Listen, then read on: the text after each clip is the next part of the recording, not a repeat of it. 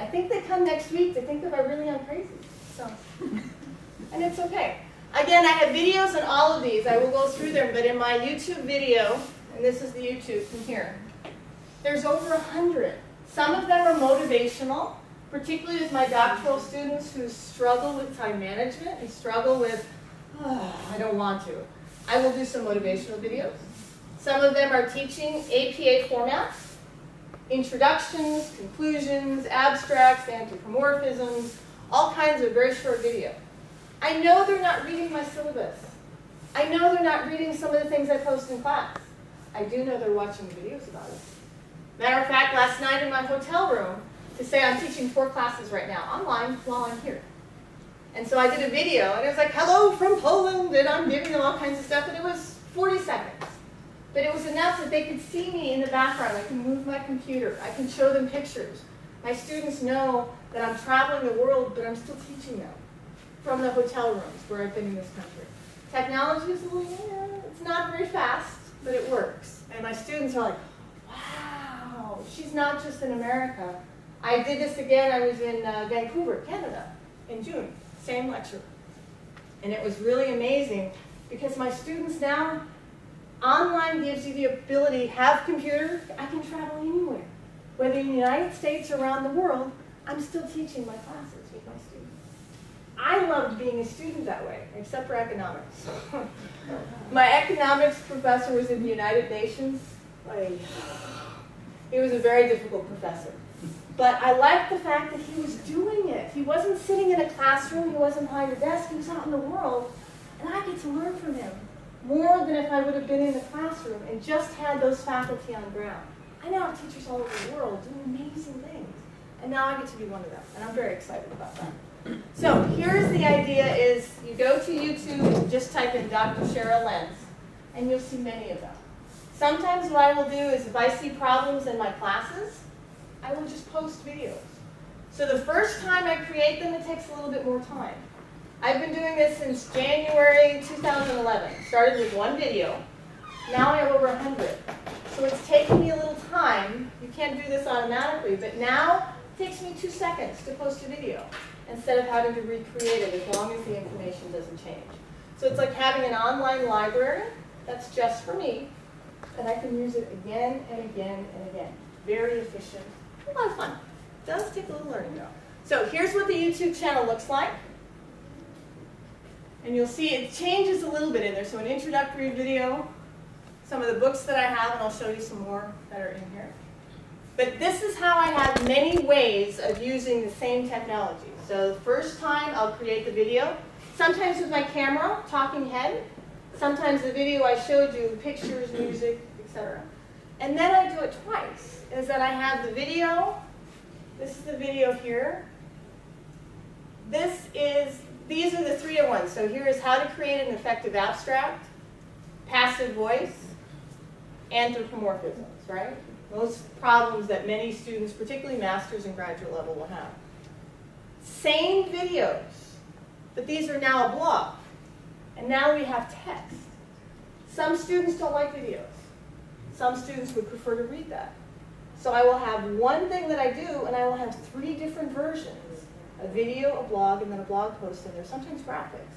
So I do something once, but I have to think, remember, I have 3 learners, right? Auditory, visual, kinesthetic. So I do the video, now I create the blogs, and this is what it looks like. So you'll hear, this is the pilot study in there, this is the text only, this is dissertationpublishing.com, and it's just the text version. I want to do this. Okay. Here is all of the different things about a blog that we have. We have the RSS feed. Do we know what that is? Yes. Think of when you're going into a magazine and you subscribe to it and it shows up in your mailbox. This is the online version of the mailbox. So that means every time I update, usually every Friday, that I would have in there, you'd have a new one. You'd be able to sign up, you have a welcome message. The header, this is one of my books, and this is the text. Now this is a different version. This is what makes my boss nervous, right here. A blog has the ability for your students to talk with you on your blog. I don't allow this for my students, not while they're students in my classroom, because I want them in my classroom not here. When we're done and they're no longer a student, I have many of my students that come back, that's fine. But this is the part that I don't want to take them away from the classroom. So I want to go back here and show you, because the idea of a blog, here we go, is that it combines that journal. And all I'm doing is using that blog to give them a online version. Why? They won't read books. The younger the student, 25, 30, they like the ebooks. They like the videos. So, remember, fish where the fish are. I'm taking my classroom to them to make sure that, fine, you won't read my syllabus? Will you read it on the blog? Oh, yes. Why does it make a difference where it is? I don't know. But this is something they will do, and I frequently update it. So I have it, every time I set up my classes, I have to do things over and over again. It was really, really tedious. Now I don't have to. All I have is the blog. I do it once, and I can use it again and again and again for all of my classes. So now it's like I clone myself, right? Put myself many places, many times. A lot of the blogs, you can do many things. Matter of fact, when Helene and I were at WYSIQ, we were at a German panel. Oh, the things they were doing about having children all over the world, Italy, Germany, some places in America for K through 12. They'll have students learn to write by actually creating their own blogs in class. And so the students, they do better than I do with running a blog and managing it, but they find the technology fun. They don't realize they're learning when they're writing on the blog, and they have their own blogs, probably better than the teacher. So now we're harnessing some of that enthusiasm. Fine, you don't want to read books?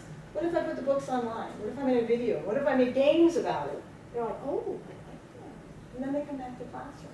So technology are keeping students engaged and giving them reasons to come to your class, because they're already going to Facebook, they're already going to YouTube, they're going to all these other places. We as faculty need to be able to bring them back to our classroom. Here's the trouble we're having in the United States. Many schools are coming up and establishing themselves and talking about them, and so now a student has a choice. And many of the students will not, they will take their enrollment dollars and their money, and they will go to a school where teachers do all this. If they have schools that don't, enrollment is going down. Universities are going out of business because of faculty who aren't teaching these technologies, because the students want it. And when they have a choice, they want something fun, exciting, technology, or the same stuff they've had for the last 30 years. So a lot of it is coming down to, with what the students are learning in the classroom in kindergarten, in 10 years, when they're going to be in my classroom, even with all I do, I'm going to be out of date. I'm going to be obsolete. Because the kindergartners are doing so much more that when I have a problem, I go to a 10-year-old. They tell me how to solve things on my smartphone. They tell me how to do videos. They come out and it's so intuitive. It's difficult to learn, but I hope to be teaching for many more years. But I have to now adapt to what the students need and the students want, not what I want. So the idea, we know the blogger and the RSS, I know a lot of this in there, that leaving the comments is the problem that my directors don't like. So I always tell my students, not that they always listen, right? Students always listen to everything you tell them, right? Yeah. Same here. Okay, so we've got the blogs. In order to tell you why we do what we do, there is the academic support, the research behind there. It's called the Boyer's Model of Scholarship. Do we know this here? Is this something that we use? No. Okay. This is the model. Excuse me. There are 4 types of scholarship.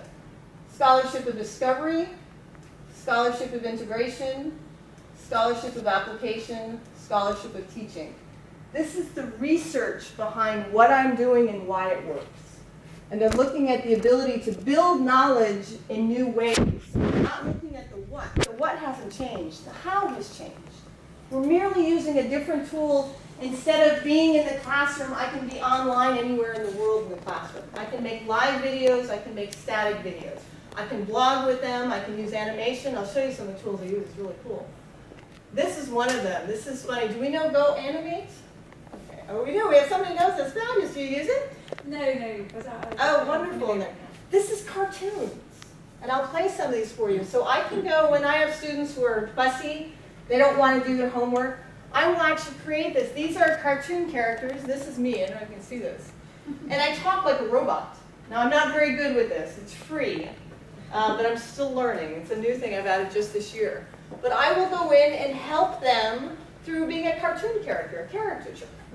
to be able to look at them, and instead of their announcements, again, not plain text, I'll make a cartoon out of it. And the students, sometimes they tell me I'm a terrible cartoonist. Okay, that's fine. But they still remember, they still watched it, they still read it. That's the point. Is even if the professor makes a fool of herself in there, matter of fact, I used to make my videos 20 and 30 times to try and get them perfect. My students didn't like that. And I couldn't figure out why. They said, makes you look too good. Okay. So now when I do my videos, maybe 1 or 2 takes, and if I make a mistake, the students need to see that I'm doing it. And I was so surprised. I thought they needed me to be perfect and absolutely wonderful. I said, no, we need to be realistic so that we can follow you and do what you do. Well, then they giggle a lot, because I make a lot of mistakes. But here's in there, do you know Voki? Yes. Ah, okay. Voki is a way to have your character. I can program this. I have one on my show. I'll show you later. All I do is hit this button, and it goes, hello, my name is Dr. Cheryl Lentz. Welcome to class. Oh, shall we? I don't know if this one, let me see if the other one will work. This one typically doesn't work, but let me see if I can get the other one. And Peter can help here. It's fun. Trust me, it's fun. I do those crazy things, and it's always so noisy, and Mr. Peter, you can hear that. Oh, these are your dogs.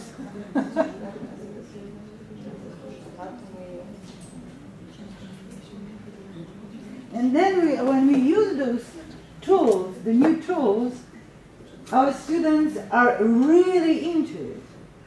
I hate when I see that students get bored.